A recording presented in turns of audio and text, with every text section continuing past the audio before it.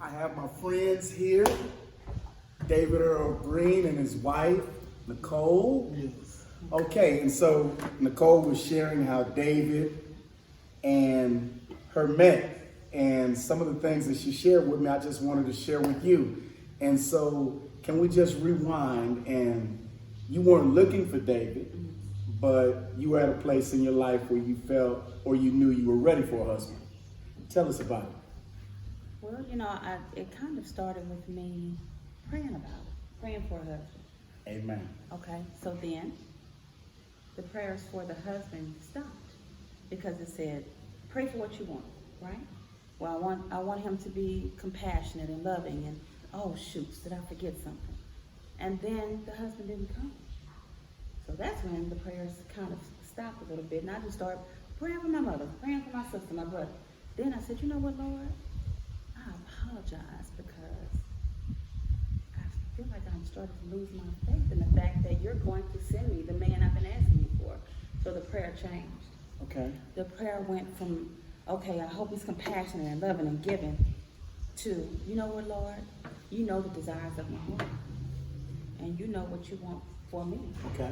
So I pray that you send me the man that you know that you want me to have and that I want for myself. Okay. And I pray that I recognize him when you send him. Okay. That's how it started for me. Okay. So I'm sitting home. You want me to tell you that quick little snippet? Or Come on, tell us the snippet. Okay, so I was sitting at home, real quick. I won't make it too long. I'm sitting home on a Sunday night, and house is clean, and I'm just sitting on this couch, just sitting there watching a basketball game. And I said, Lord, I'm so lonely. I know this can't be what you have for me. And then I'm on Facebook, just bored and scrolling, and I see David. And I just clicked the like button because, see, he didn't have Facebook. Okay. He was with a friend. And the friend told him, Nikki Norris, just click the like button on your picture. He said, Nikki Norris? Anyway, long story short, the friend reached out to me on Facebook and asked, could he give David my number? David called me. Now, this was right after I got through saying, Lord, I'm so lonely. I know this is not what you have for me. Okay. Long story short, David called me and he said, Nikki Norris, girl, you sure looking good. I said, David Earl Green, boy, you don't even have no gray hair in your head. You looking good too. And it kind of went from there. Okay. You know, Okay. then we started, he wanted to see me. Okay. He came to see me the next day. Okay. And we started courting over the phone. We prayed a lot together. We talked about everything. I loved his conversation and his spirit and his personality. So that's kind of where it went. Okay. from there. Okay. Thank you. You welcome. David, Yeah. you were telling me earlier that you had a plan, Yes. but here came Mickey. Yes. And I'm gonna go back to from being incarcerated. Okay. I let her know that my prayers for my life after prison, it was more of, Lord, I want a wife, but I just don't want a good wife. I heard a sermon that a good wife would be good to Joe, would be good to the milkman, be good to the milkman. What you want is a godly wife. Uh-oh. I think that came from David Dodd. Okay. And so, Come on. and that prayer stuck with me. So my prayer have always been, Lord, give me a godly wife, not just a good wife. And I tell guys that it didn't just happen overnight for me when I came home. Okay. This was a process. It was a process because I shared with her the many nights I used to cry in my bunk. Many nights I used to like, Lord, when is my exodus? Lord, when is my turn? People all around me going home. She said, Dave, for real? I said, I cried crocodile tears in that bunk like this here, crying nightly. And like I said, when I came home, it was just like a breath of fresh air to be with somebody for me because we dated back in high school. Okay. And just by seeing her picture and longing for her, because I used to tell her, baby, every time I used to hear this song on 102 called I Miss You by Aaron Hall. I miss you. I think about you, baby. Right. I So was like, what, really? that song always brought back a moment of nostalgia about her. And I Romance. Okay. Yes. Okay. So just to see her like my picture, just know that she liked my picture, I want to reach out to you. And like I say, before her, I had a plan though. My plan was come home, get a job, do all my stipulations, make sure I have enough money so I can get my own place, get me a vehicle. But it seemed like our plan is a joke to God. Okay. Because in that 2 to 3 year plan I had, it moved so fast. It was like, it was rapid. Once she came into my life, it was, be honest with you, she been a blessing. Okay. I was working at an apartment just picking up trash. I had to stick with a nail on it, walk around But apartments. he was working Despise not their small beginnings. with a smile. I'm with you. Amen. I I'm was with you. watching that. I'm the pool guy. I'm cleaning the pool. I mean, I'm coming home dark. She said, "Baby, Walking up and down steps. look, I'm the one." Apartment complex. I'm the one when the office say, "Hey, don't put this eviction notice in the door." With you. Yeah. When people jump on that rent, I had to clean the apartment out while I was still furnished, food in the refrigerator, food in the cabinet. So I had to do all that. But Okay. But fast forward, what I'm getting at is, man, she took she just took a caring about my well-being. And by her being in the position that she's in, she said, you know what, I'm gonna help you out with the city of Houston. Okay. Man, I got a job. Man, I put in my time, and I just hit the ground running because I was one that's always, if I gave the state 20 plus years for free, Okay. when I come home, I will make sure that I'm gonna give myself those 12, 14, 15 hours going to get up at 5 o'clock in the morning, staying in one Right. building at 10 o'clock at night, stripping and waxing floors. Right. So my work ethic started back then. Okay. And it progressed to here. So I was already seeing my plans come to fruition. Right. Because the job came, then a promotion came. I mean, And God was always in the midst of it all. yes. Okay. Always in the midst of it were we praying and thanking Him. And time, Tired of going to this. church, giving God our time. Mm-hmm. Because we're blessed. He sent me this man that I've been praying for. I stopped praying for him, and then I said, you know what, Lord, I'm going to keep on asking you for what I want. And him doing the same thing. Okay. So, he was always in the midst of it. I got to say that. And with my plan, Okay. the job came, but I still had to get the house and the car that I wanted. But that was my plan. But marriage came before all that. Okay. Marriage was like fourth on the list. Okay. But when I tell you, when you know that special someone, when it was like she the one. Because I told her, I said, you know what, baby? Just looking at you early in the morning and not frowning in my face, it was my little joke. I said, you still beautiful early in the morning. Okay. And you see it, because I mean, I'm gonna be real with you. I had some specifications in my prayer. Okay.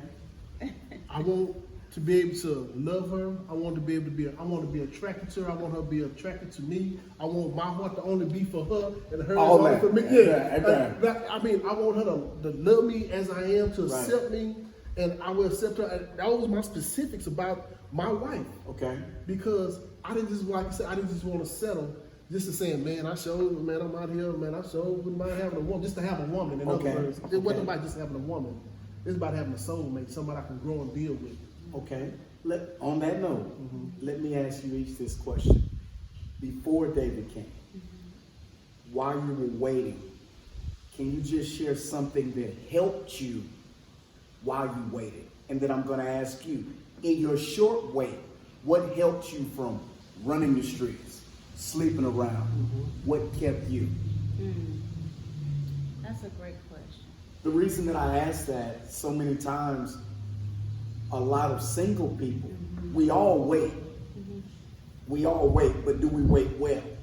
And so not only do I want to address waiting well, but I've made mistakes. I don't know about you two, but there's a lot of people who have not waited well in their singleness. And so I'm just trying to find some answers, because whoever's watching, whoever's listening, whether they're waiting well, I've done all the right things, I've checked all the right boxes, and I'm still waiting. Okay, we have some encouragement for you. Well, I sell out. I fall short. I have not waited well. Does that mean that I'm not going to get my... I mean, the flesh is weak. Come We're on. human. Okay, come The on. flesh does get weak. Okay. You know, I'm a single woman. I'm married now, but as a single woman, I dated. Okay. I had my share.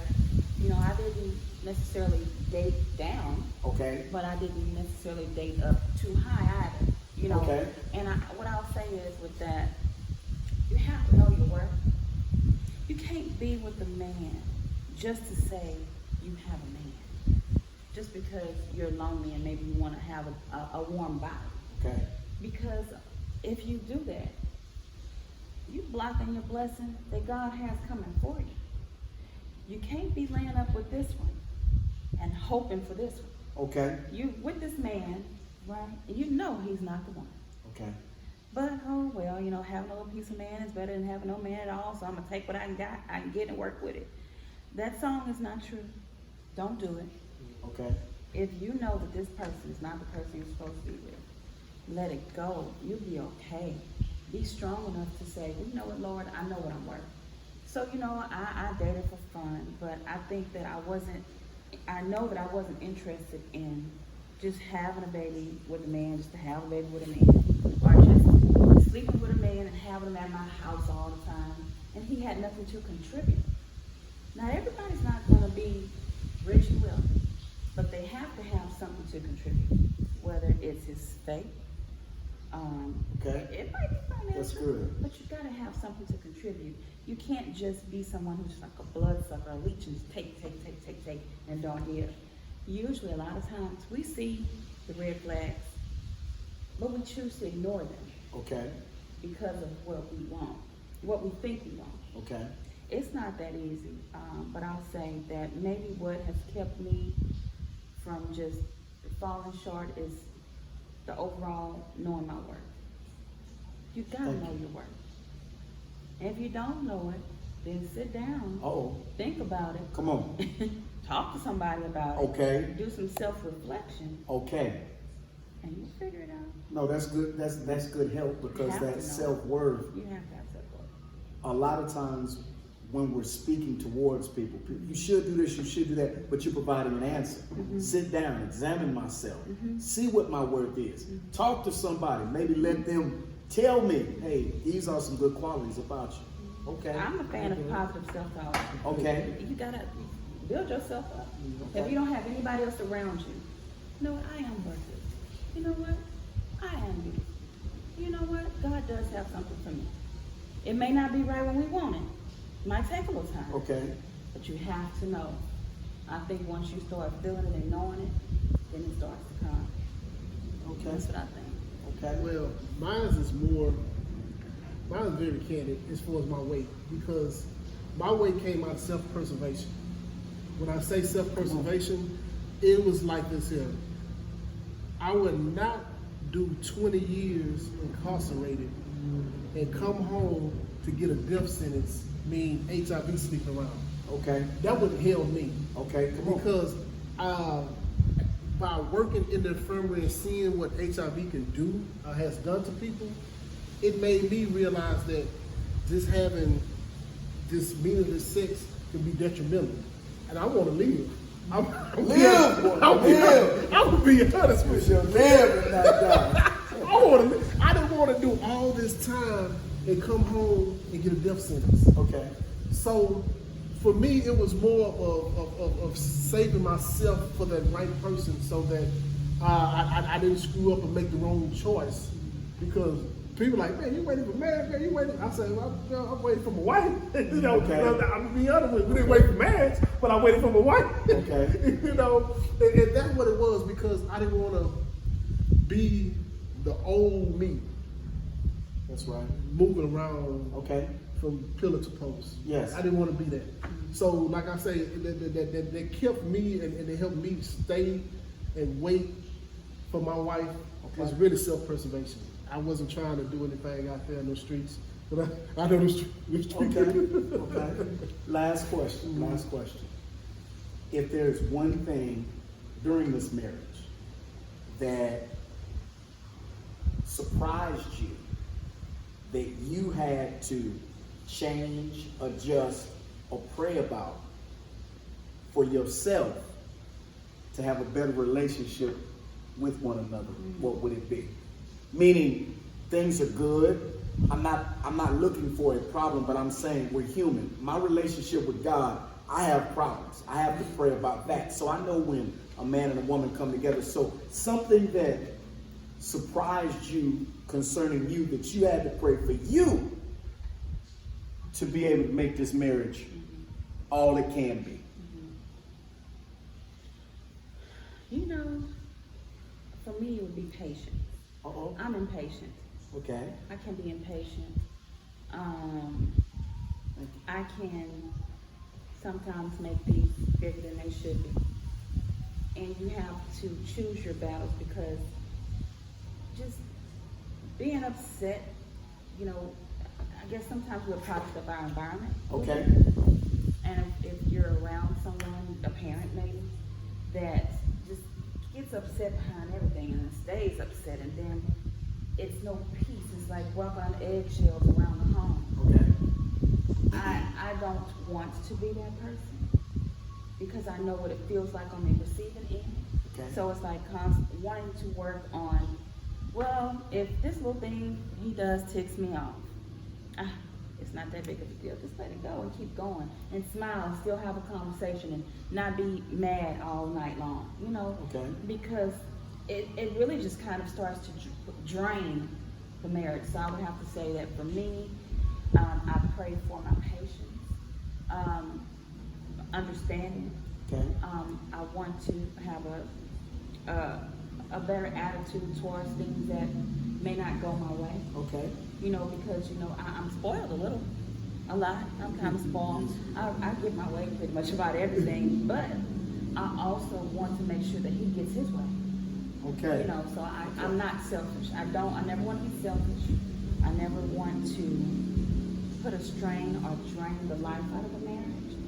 So I would pray for patience. Okay. And just kind of letting a lot of stuff just go, especially when in the grand scheme of things, it's not that important. If 3 weeks later I can't remember why I was upset. So just let it go. Let it go. Thank you. And one of the main things for me is I hold a lot in. So tell me, I don't share with her. I won't let her know from her. It's like I've been so used to doing it myself. Right. It's like having someone care for. Like I told her, it's hard to receiving love that's genuine. Okay. You're not used to getting it on a regular basis. What I'm getting at is she always fronted on me for the slightest scratch or the slightest. It's like it's like she say that I'm shunning her or being mean or pushing her away, Okay. but I'm so used to like dealing with it myself. Right. And the one thing that I'm working on is I have somebody to help me deal with it instead of just trying to cope on my own. Okay. And those are the things for men that been doing it on their own, to have a woman that genuinely love you. I have to really genuinely accept love. Like, man, this is real love. Because it's not no, it don't come with any conditions. Okay. Because from time before, well, okay, to get love from a woman, you gotta go do this, she gonna want this, and then she wants you to buy this or pay for this here. But it's not like that with my wife. Okay. And it's just like, I genuinely care for you. I care about your well-being. I want you to be safe. I want you to be happy. Because, like, baby, be safe. All right. Baby, drive careful. Like, she's nagging me. To me, I felt it was nag. Okay. Because she kept telling me, do this, do not telling me to do it, but encouraging me, baby, drive safely. Baby, Okay. make sure you do this here. Baby, that you take your medication. Baby, that you call this. Baby, that you do this. I'm like, That's love. I didn't, and that's the thing for me. I didn't know it was love. Okay. I had to get an understanding of this is love. Okay. You know, because I'm not used to it. You got it now? I got it now. Does he have it now? Oh, he got it. Okay. Baby, call the doctor. You gonna get you. Okay, I will. Okay, they go. I need him around. I waited 42 years to get him, so I need him to stay around and stay healthy. So. Okay. Okay. One thing that I've resolved to do, because I ask questions, is there anything that you want to ask me? Because oftentimes if I'm asking people something, they're like, oh, I feel on the spot. Is there anything that comes to your mind that you want to ask me? Is there anything you want to share with us?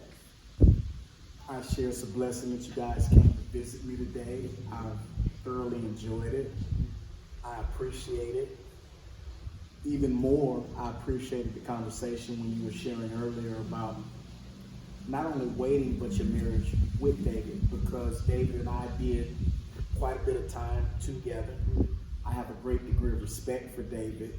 We had conversations in an area of the chapel that we considered things beyond prison. And it wasn't so much this detail, that detail, but it was just, hey, you're gonna do good someday. And man, I expect you to do good someday. And hey, it would be nice to know you beyond this place. And so if I had anything to share, the biggest part of my blessing on my release is that I did not realize the value of relationships that I would have.